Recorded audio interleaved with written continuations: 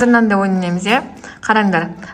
Қазір Нұрбек қызыл түс болады, Мариям сары түс болады, ал Алинор жасыл түс болады.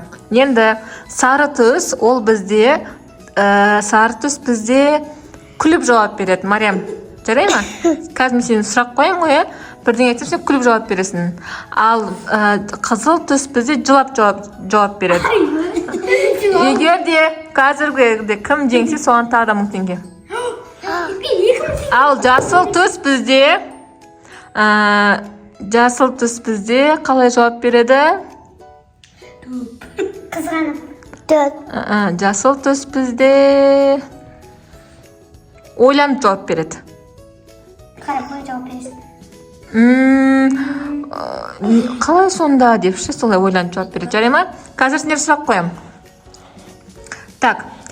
Алма қандай түсте? Мариям, тоқта. Мариям бір жауап береді. Мариям, қалай жауап беретін сен? Күліп жауап бересің. Айтшқан. Алма қандай түсте? Көк түс. Молодец! Күліп жауап берді Мариям. Жеңді. Нұрбек, енді алма қандай түсте? Қызыл. Қызыл түсте, дұрыс. Ал Алинор, алма қандай түсте? Жасыл. Дұрыс, ойланып жауап берді. Молодец. Енді екінші сұрақ. Таулардың құрамында не бар? Жарайды, ол Мариямға кішкене ауырлау болып кетеді. Мариям, 5-ке дейін санап берші. 1, 2, 3. Күліп санап берші. 1, 2, 3, 4, 5. Молодец. Енді Нұрбек, 5-ке дейін санап берші. 1, 2,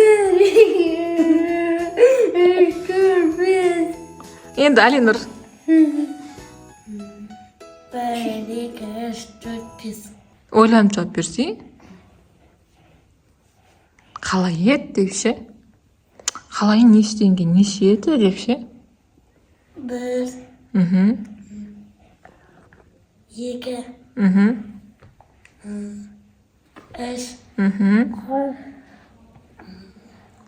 4,